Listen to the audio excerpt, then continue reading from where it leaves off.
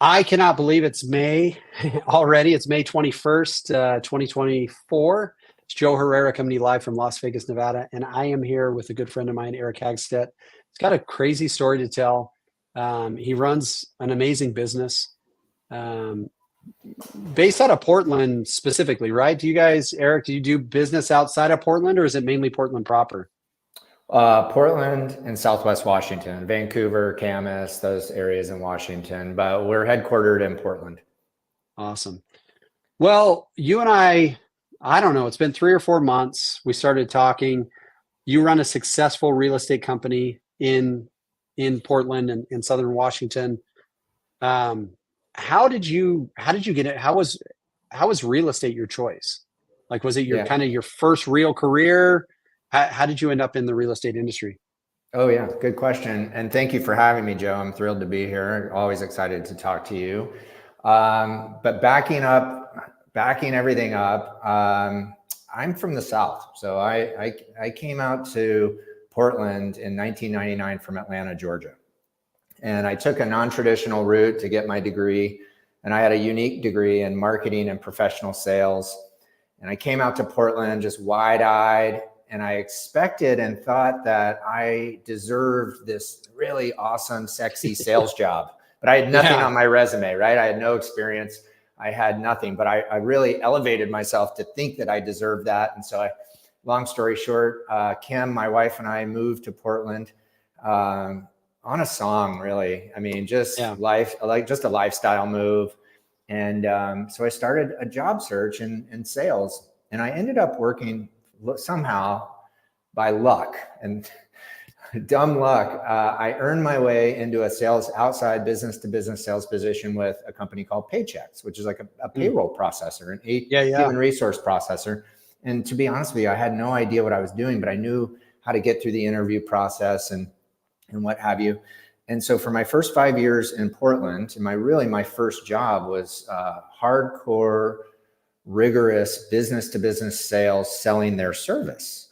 Mm. And so that there, I'll touch on that a little more in our conversation, I think. But Yeah. what they did is they gave me the worst territory possible, right? They gave me the territory that nobody could succeed in. But I was so hungry because I took a long time to get my degree, and my friends were already in their career and having success in their professional Yeah. lives. So I had this big appetite to prove something, right? So I didn't care. They gave me this runt of a territory, and they said, have at it. But what was most important, Joe, is they were like, here's the recipe. Here's the formula. And if you do this, you will break through and you will be just fine. Yeah. And so I had no reason to reinvent the wheel. I just did what they told me. So for 5 years, I took this runt of a territory in business to business sales, calling on small businesses, bankers. We were serving the small business community, but I was extracting referrals from CPAs, bankers, and attorneys. Yeah. And so anyway, I had a great run with that company, but all the while, I had this fascination with real estate. And Kim, Yeah. my wife, my partner, my business partner, and my life partner, she is an award-winning interior architect and designer. And Okay. so we had this vision of a brokerage house that also offered interior design, marketing services, and real estate services. And we were dreaming of this thing. Yeah. And Yeah. so after about 5 years of grinding with Paychecks, which is a New York-based Fortune 300 company, no excuses allowed, right? They don't care that Portland's a sleepy market, and they don't care, they just say, go get the number that we ask of you. So after 5 years of that, I started studying for my real estate license and finally took the leap. And what was really fascinating about that is working for that corporation in corporate sales or business sales. That's how I created my network, because I didn't know anybody Yeah. here when I got here. And Yeah. then that's when I learned that it was all about the trust. And these people were trusting me with their referrals. And then I asked them to trust me with their real estate dealings. And so I dovetailed into real estate, and off we went. Yeah. And with my cheap suits and my resume, and I cold called a local brokerage house in my neighborhood, and I said, I really want to work here. And they said, sorry, we don't hire new people. And I said, Yeah. but come on, please. I had a referral to this company because the managing broker was very well respected in the market. I said, I really have heard great things about you. I want to work for you. And so they took a chance on me, and I had a 10-year run there at a company called the Meadows Group. And then after 10 years there, we created Inhabit, and that's where I am now. So talk a little bit about Inhabit, up until a month or two ago. Like what did you feel like your strength was as a company? Because obviously you guys have attracted some top producing agents in your area. You guys do really good business. Like what is it that makes Inhabit, specifically, like in the past, what was it that made Inhabit something that people in the real estate space seem to be drawn to? Right. Good question. So I spent 10 years with my former brokerage and my first brokerage, and we had market share. Like, we were doing really well. Remember, I was coming out of corporate sales, and I just said, and then my new brokerage gave me their recipe, and they say, do these things, do it consistently, follow up, and you will have success here. And so I did it. I didn't need to reinvent the wheel. But what we were missing at the Meadows Group, my first brokerage, was good branding, great marketing. We had a high level of professionalism and polish, but there was just something missing. And so I watched what we were doing there, and I hit at about the 9-year mark. I kind of hit the wall, right? And I started just the burnout wall. And I was, we had a really nice run together. Remember, they hired me on a risk because they didn't hire new people, but I jumped in, and we had a good run together, but I was getting burned out. And so I hired this marketing company, this branding company outside of the real estate space. And I said, hey, I need an injection of energy. I want to rebrand myself. And so it was a fascinating experience. We took a deep dive into who is Eric? What is his message? What is his point of differentiation? Who does he want to connect with? And how do we want that to feel? Because Portland's a unique market. Like I said earlier, it's a very indie brokerage feel, right? And there's a lot of us, and we all have kind of a unique flavor about us. And so cutting back, this branding company, we went through that exercise of determining, what is this brand look and feel like? And when they unveiled the Inhabit brand package, to me, it was like this light bulb went off, and I'm like, this is my time. The pathway became clear. Like, Eric, you're now going to be an owner. You're going to teach and train all of these high-level professional standards that you have learned and know, but you're going to now back it up by outstanding branding that's very authentic and relevant to the market, killer marketing support for our agents, wrap them in our brand, make sure that, we're staying on brand and also delivering a consistent experience throughout. And so really, and cutting to the chase, you don't know this about me, but my mom was a teacher for 40 years. My dad was a trainer in the airline. He had a long career in the airlines, but he taught and trained. My brother is a professor and curator at University of South Carolina. So I have it in my blood. And to answer your question, what makes Inhabit unique, or what is our point of differentiation, is that we invest so much in our realtors and our brokers. And by the way, in Portland, we call ourselves brokers, different from other markets. But we have this backbone of training, teaching and training, coaching and mentoring that really, I think, can't be touched. I mean, it's hands-on, high-level experience to help avoid pitfalls, reduce risk, get there faster, and have a better message, and do it all in such an authentic way that our clients really feel so well taken care of. I'm very proud of that too, because we get great feedback from the market, not only from the brokerage community, but definitely from our clients as well. Well, and I think there's this unique principle inside the real estate space where virtually anyone with ability can succeed in the short term. They can succeed as solo entrepreneurs. They can succeed as team leaders. They can succeed as brokerage owners. But longevity is a little bit harder to have. You guys have Because I think longevity is hard because it requires two things. Number one, in order to have longevity as a brokerage owner or team leader, you have to actually care about the people you're leading, Yeah. because you can only turn and burn for so long. And I know that you and Kim have that.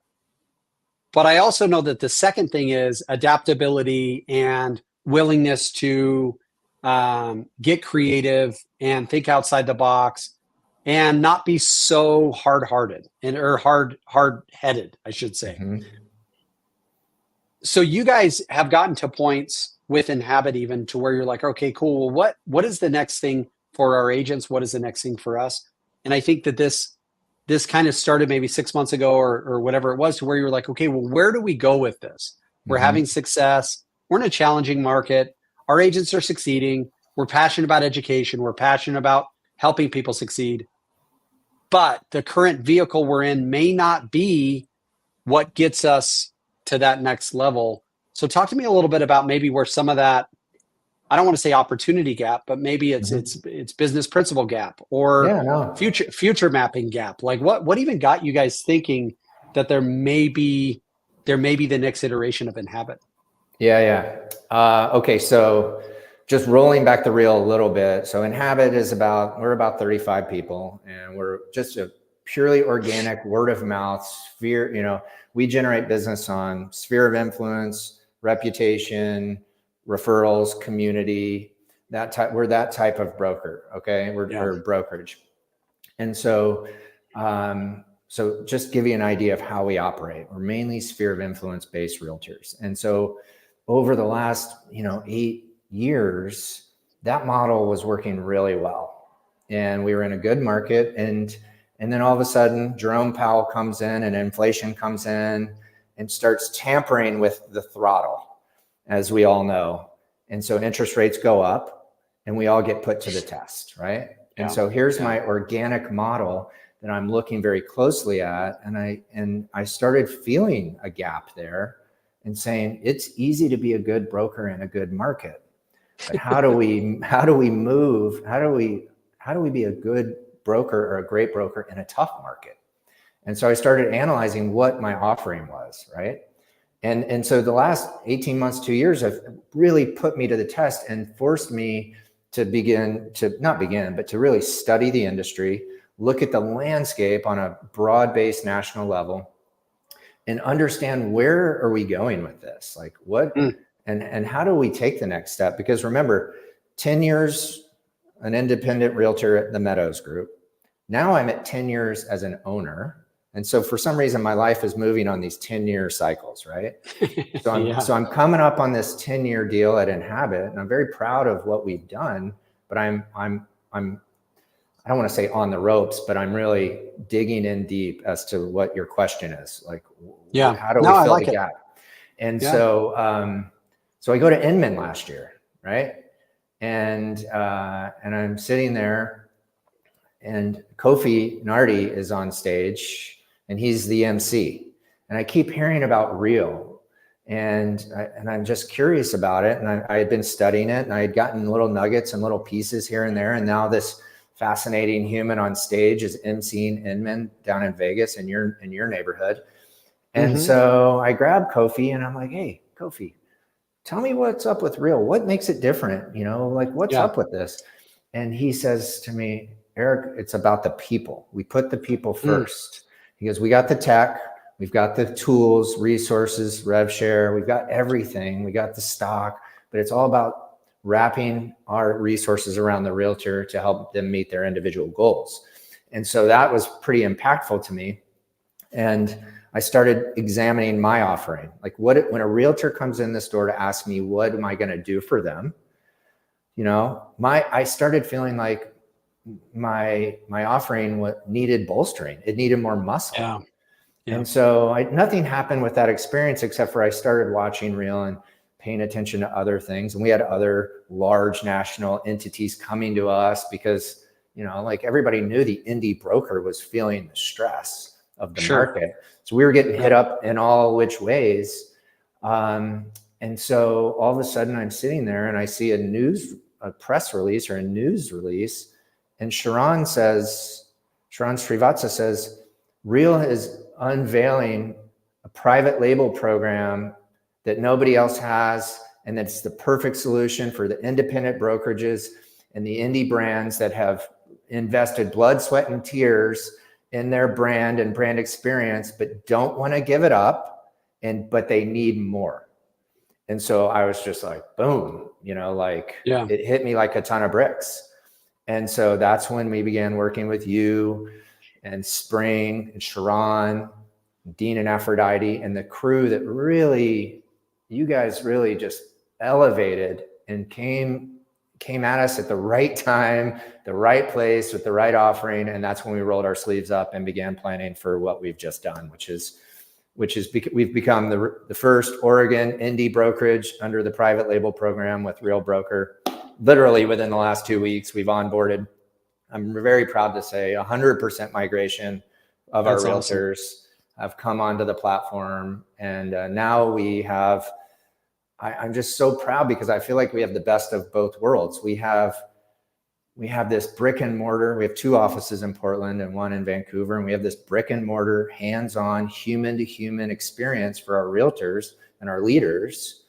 But now we are just like supercharged on the back end by Real and the tech platform and the culture and all the resources. And I mean, it's like, I'm just so proud to be able to say to people, like, this is now what we offer. And there's no other offering like it, in my opinion. So that's where we are today. No, I love it. I mean, what would you say, without names, and I mean, no move is made without concerns. So what would you say? Because there's other brokers watching this, indie brokers going like, yeah, I get it.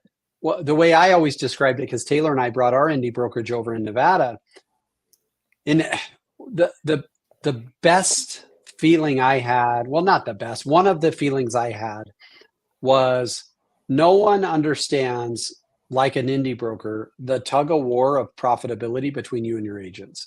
And it's like, it's not that it's you versus them, but it's like, man, if I want our agents to have more personal profitability, it can only be done in 2 ways: an increase of production or a reduction of fees. When you're controlling the lever of the fees, you realize that, man, I could reduce the fees on the agents, which kills my profitability, improves their profitability, and creates retention as a company. If I look at my core profitability as an owner and I go like, I'm in a situation where I probably, you think about inflation, independent brokerages, are, especially those who are on like a transaction fee basis, are going like, all right, cool. Well, $400 per file that we were 5 years ago can no longer, when the wages I was paying my staff, the rent I was paying for my building, the power I was like to keep the lights on, the cost of toilet paper, everything else, $400 a file no longer cuts it in today's economy. So as you go like, I need to tune up some of my fees to maintain profitability. And what happens? It hurts your agent's profitability, and then it affects your retention. And I was like, man, moving into Real Broker and knowing that was no longer the tug of war I was in. I was able to stop me being here and our agents being here, and just both of us get on the same page and go like, let's do this together. So we didn't have 100% adoption. I think we were closer to 70 or 80%. So what were some of the challenges or concerns your agents had? What were some of the solutions you found at Real to help with that made for such a smooth transition for your group? Well, let me clarify. I mean, while we had everybody come over, I guess we'd call it smooth. I mean, it's going, like, we're stoked. It just took us a minute, like, and so, gosh, what you just said is so impactful, because I wanted to offer more, right? I wanted to, but you can't. And this brokerage ownership system, my wife, Kim, who who's not a real estate person, she's like, dude, this business model is messed up, man. She's like, first of all, we're a capped market here. Like, we're kind of mainstream capped, which hopefully we're moving away from. But Portland is like, everybody has a cap. You hit the cap, then you're taking home 100%. So that's one massive challenge in our market, in trying to honor the history of a capped market and still be profitable, right? And then what I've recognized is that there's only so many, I don't know, there's a new wave of realtors coming in, and they are talented and strong, but they don't necessarily have a big database, right? And so I started recognizing that today's realtor needed more. And I could say to them all day long, like, hey, work your database like this and you will have success. But what if their database is only 70 people or something? Like you can only hammer them so long. And so I started recognizing, like, these brokers, there is a lot of talent out there, but that doesn't necessarily mean they're coming to the table with a big sales resume and a big database, and so, like, as much as we want to recruit awesome producers from other companies, that person is usually pretty stable. So you want to I wanted to open myself up to talent who may not be coming from, who may be new into the business or whatever. I just wanted to have a broader spectrum to work off of. And so here's how it went down. Under your tutelage in counseling, and remember, I've been, Kim and I have been eating, breathing, drinking, sleeping, real private label transition for months. Right. And so I didn't take and also studying the industry and seeing national movement, seeing realtors get licensed in multiple states. But I've got what I would call my flock here, right? This crew I love dearly, but they're head down in the Portland market, and they're not necessarily studying where industry trends are. They're just out fighting for deals, right? They're out working in the field, so to speak. And so I built up this huge amount of what I needed, like confidence and guts and I made a special announcement. And you know how that goes when you call a special meeting, right? Yeah. We got called to one, Taylor and I, when our RE/MAX brokerage became Better Homes and Gardens in Las Vegas. Taylor and I got called down to City Center, which is like a world famous casino, resort down on the Strip. And there was like fire breathers, mini Kiss, like I don't even know the correct terminology, but like Kiss, full characters of shorter individuals. Mm-hmm. And we're like, what is going on here? And we found out that our brokerage was no longer RE/MAX; it was now Better Homes and Gardens. Needless to say, it didn't go well. So we've always tried, when we have like hey, we've got something we need to talk to everybody about, we always run it against the mini Kiss analogy and say, like, are we mini kissing this thing? Nice. Yeah. So I called a special meeting and I did it without tons of notice because of that exact reason. Like, people get concerned and worried or theorize or whatever. And so we call it a special meeting and I build up all this confidence. I'm in my work, a very confident person. But that day I'm just like, 10 years, I've been doing the same thing for 10 years and I'm about to throw a total wrench into things. I knew deep in my heart it was the right move, but breaking the news was different. So I go to my crew and I say, hey guys, big announcement. Inhabit is onboarding under the private label program with Real Broker. It's going to be awesome. Nothing changes for you except for you get wrapped in tons more services and resources and tools and, blah, blah, blah, blah, blah. And they're all looking at me because they haven't been studying Real for 6 months. They haven't been, forming the strategy. And so anyway, it took a minute for him to set in. And then I gave them time to research the company and everything else. And so there was, like Dean had mentioned to me, and this is what was in my mind. Dean said, when we made this announcement to our company, I got a standing ovation. And when Dean said, we're moving over to Real, I got a standing ovation. And so in my mind, I'm like, I'm going to be high-fiving. I'm going to be like, they're going to carry, like at a concert, they're going to hold me up and carry me. And instead they were like, and then once I made this announcement, I said, who knows what Real is? And like 3 people were like, yes. And I'm like, uh-oh. So anyway, to get back to answer your question, people, fear change, or people are uncomfortable, and especially in a hard market where we're working really hard. And so I gave them a minute and I packed them with information. And then I brought Spring and Joel and a bunch of the Real crew on for the next meeting, who really reinforced the power of what we're doing. And Yeah. we just took our crew, you know, they know we love them dearly. They trust us. We care about each other like a family, like many small brokerages are.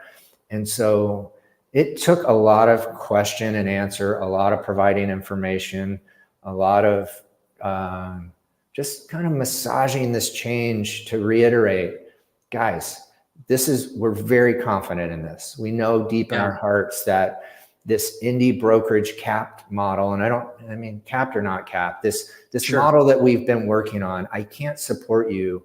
I don't have enough tools to support you in, especially in what's going to be the new market. And that's a whole nother discussion, is like, there was a huge motivation in this decision, Joe, that really the catalyst to this was when the NAR suit went down. And I started looking across the board in Portland market. I'm like, look at all these indie brokerages and what happens, you know, in the new market, the season of change. How are we going to stand up and work together to not get consolidated and to stay and keep that special flavor for what we each offer? And the private label program is like exactly the recipe for that, because it allows us to remain who we are, but we can now be networked together and really support each other and support the agents through the entire like evolution of their career. And so anyway, I know I'm rambling on this. I've had a lot of coffee this morning, but the transition, we're just feeling stoked. And the more I share with this crew here, the Inhabit family, like, look at this email from Sharon. Look at Real.Academy. Look at the CRM we now have. Look at all of these things that can make our lives so much easier and elevate ourselves. And so it's becoming a no-brainer for the crew. And that's why we're getting 100% adoption. So talk about the private label program and what was so attractive. And I'll give you the full disclosure. Like, when I heard about it, it took me a while.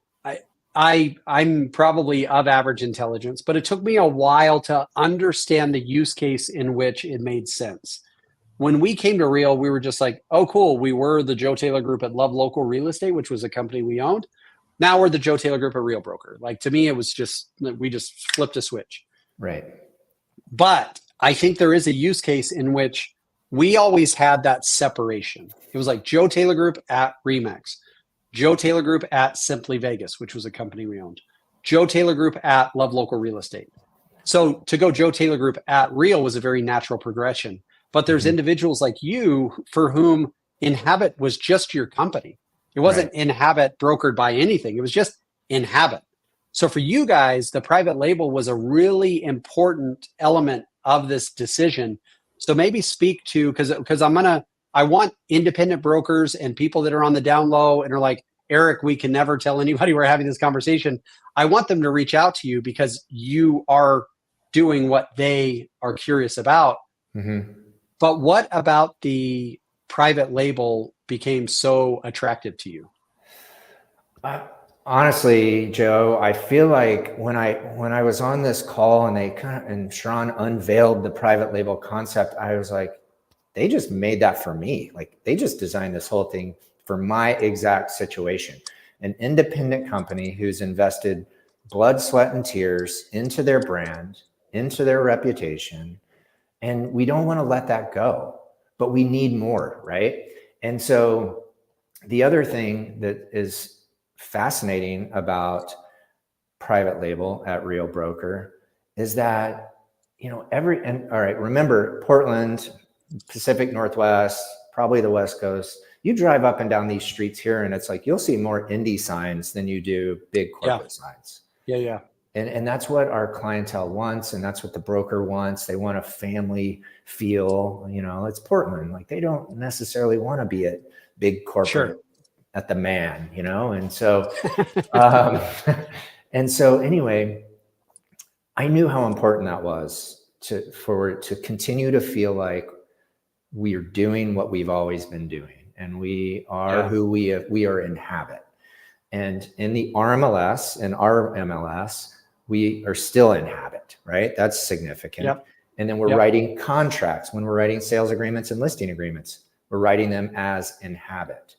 And so there's a lot of back end work with Real that has to happen as far as how the private label works and everything. And essentially we're a DBA to Real. But those little nuances are very important to our market. And since then, it's been very important.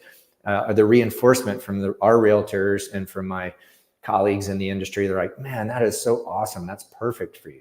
But from a leader's, to answer your question, from an owner's perspective, from a leader's perspective, the Real private label program offers a significant amount of tailoring as far as our fee structure is concerned. So I didn't have to, because every indie has a different way of earning fees or earning income from their realtors or their sales, right?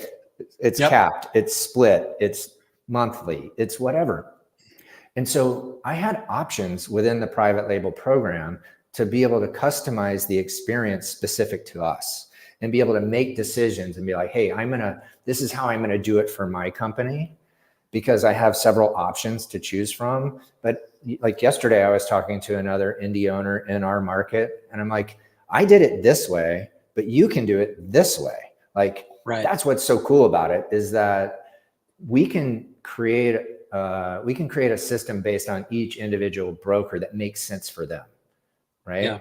And then you throw in, you still get the benefits of rev share and stock and all of those goodies. And we don't really lead with that, but God, it's such a beautiful silver lining to what we're doing, and to open up our realtors' minds to think about alternative ways of earning income and building a network. And so all of that to me is a no-brainer.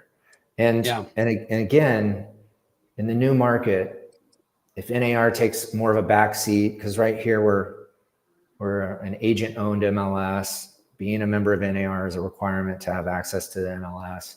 Like, all of that we're looking very closely at, and we're trying to preserve the independent nature of this market and stick together and tap into the same resources and leverage the economies of scale, but still maintain our independence. And that's what it's all about. It's really a fascinating model. And I'm very proud to be bringing it to Oregon. And I hope people reach out, because even if it's not a perfect fit right now, it's so important to know what's out there and to be a profitable owner and to be able to offer culture, tools, technology, resources, and everything that Real offers. I mean, to me, it was a no-brainer. So. Well, it's funny because I find so many business principles in the TV show The Office. But there was this episode where Michael Scott was trying to broker this deal, and he went from a win-lose to a win-win, and he ultimately ended up at a win-win-win. And it was just funny, right? But I find that there is a world. So I was on a call yesterday with a group that's looking to come over to Real. And the question they had was, they almost came over. So Spring and Taylor, myself, we came over right around 2,000 agents. We're now at 18,000 agents. So the question was, is there still opportunity for my group? So there was 10 of them coming over. And I was like, I'll answer in two ways. Number one, I have, for me, significant amount of stock holdings, and I'm not selling them. Number two, I just said, it's just the economies of scale for me. So there's 2 million real estate practitioners in North America. There are currently 18,000 agents at Real. So it's like 0.9% of the agent population hangs their license with our company. Mm-hmm. If you ask agents 2 years ago, no one had ever heard of us. Now, most real estate practitioners would say, I've heard of Real. If you look at certain other companies, Keller Williams, as far as I know, is somewhere in the 130 to 150,000 agents, maybe more. So they're, whatever it ends up being, a 10% market share. 10% of all agents, or 8% of all agents, are at KW. EXP is like at 80,000. So they'd be, like 4% of agents are at EXP. So then the question I pose to them is, if we're currently 0.9% of the agent population, we think of things like, man, someday half of the agents in like North America will be with Real, and that's just not the truth. But what happens if we could get 2%? That would take us from 18,000 agents to 40,000 agents. And if I'm agent number 2,000, I've celebrated 2, 4, 6, 8, 10, all the way up to 18. But agent number 18,000 can hop in and experience massive, life-changing, explosive growth from us just going from 0.9% of agent population to 2% of agent population. So talk about the future. Talk about what does Inhabit look like for you guys as leadership group, for the agents that are involved with you. You now, whether it's Inhabit can enter into other markets, or surely you're going to have conversations with other brokers like you who end up coming into this ecosystem, and you're going to work with them from a collaboration standpoint. But what does the future look like for you guys? What's getting you up in the morning now, excited, where maybe 6 months ago you had some concerns and now you've got a lot of optimism? Yeah. Oh man, I know, I'm pumped now. It's like a total injection of positivity and excitement. So the first thing, like all metrics aside, are all like life-changing, wealth-building things that can come with what we've done. Like just the fact now that I have 18,000 people to network with who are stoked and excited and connected through the Workplace app. I mean, that to me as an indie owner is a game changer, because we can study what's happening in the Vegas market, or what's happening in the Charleston market, or what's happening in Atlanta, or what's happening in wherever. And we can, at little old sleepy Portland, we can look at what's happening and what's working in other markets and implement those practices here. And that to me is awesome. We can also, now we have totally reliable network connections to be able to place our clients who are leaving our market, right? Or we can be recipients of those. So just the referral and networking opportunity, even at 18,000 agents, for the indie crew and the indie guy like me, is a win. It's a game changer. And I love, and I kind of love that stuff. And, you know, right after this, I'm getting on the plane to go to Banff. And so to go to Real Summit in Banff, and Kim is Canadian. And so we were like, yeah, we were onboarding right around May, and Banff is happening. We're going, like, we're all in. And so I think those types of opportunities are critically important, especially with a relatively young, fresh company like Real. And going and getting out of your market and getting exposed and networking and being with other people is so important to our professional lives, and being invigorated and being inspired by others in other markets is awesome. So there's that. And then also, like I was saying, is like, we're seeing trends, you know, this is just as well as I do, with agents obtaining licenses in multiple states. And with the connectivity of the internet, I mean, I know the internet's been around forever, but it's like in today's life of real estate, especially like in the luxury space, for example, which Inhabit is very comfortable in the luxury market. Like, why shouldn't we be able to track with somebody else, with one of our clients, luxury clients, and go place them and work with them in another market? And Real gives us the opportunity to do that on a one cap system. And so there's all of those things happening for us. And to me, like, I don't know, I've lost track of the question, Joe, but I don't know, man. Like, we're in a big, Real has not taken a huge foothold in the Oregon market yet. But I am on the bandwagon, and it's not to go out and hammer people on recruiting. It's just, for me, it's now like an awareness mission. Like, look, you need to know that this exists, and you also need to know how it can connect us while still giving us the independence that we have today. But wouldn't it be cool to be able to work together without feeling threatened by competition? And all of those things to me are what's getting me stoked and pumped. It's really hard when you know that you have something that will improve the lives of individuals, And you're just stuck in this spot of like, hey, I want to talk to you about this because I know that it's great and I know that it would benefit your life, but I don't want to come off as spammy or a lack of integrity. Eric, I would say you and Kim are two of the more integrity filled individuals. Just in our private conversations, it was all about how do we create a win for our agents? How do we put them in an environment that they could succeed?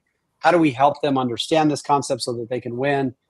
So I think you're somebody that if I'm an independent broker, if I'm a brokerage owner, if I'm a team leader, if I'm considering real, not just in Portland, but anywhere in North America, I mean, I think you're somebody that can not only articulate, but also evaluate somebody's business and be able to say, like, here's the articulation of why it's good for you, but here's the evaluation of what it would actually look like. How would somebody get in touch with you? Like, what's the best way to get in touch with you and Kim? The easiest way is just going on our current website, inhabitre.com, Inhabit Real Estate, or inhabitre.com, and then scrolling through the agent roster, and you'll see myself and you'll see Kim, and all of our contact information is there. And, I missed an answer to your earlier question that plays into this, and that when I created this brand, like going back to the beginning of this conversation, I had stars in my eyes and I designed this brand to be able to cross into new markets and different markets. And so that's another thing in terms of what gets me excited and what gets me up in the morning is the potential of scaling the Inhabit brand into other marketplaces. And so I've created like a more or less kind of like a licensing program where I can go to teams or indies, probably teams in different markets, and say, hey, I've got a very successful brand package that it will work in any market because it's not named or limited to Portland or to Washington. And we can also, if they were so interested, we can create a growth plan to scale Inhabit. And so I think the listeners and the viewers and those that are interested could see what we're doing here in Portland and be like, hey, that would work in my market. And maybe if it's not using the Inhabit branding, maybe it's just talking to Eric about how he went through this transition and why he did it and how he did it and what it means for them. I am all about those conversations. And it's not, like yesterday was kind of my first official presentation for the private label with another company here. Mm-hmm. And it's not a pitch. It's just like, you need to check this out. You need to know what's available to you. I can help you make it work because I've just gone through it myself, and I can share with you how I did it and what I would do differently, and in terms of like just little mechanics and little strategy. Yeah. But it does, I didn't have any nerves around being rejected or about, getting a big no, not for me, because I have so much clarity and focus that this is really a fascinating and compelling offering for the indies out there.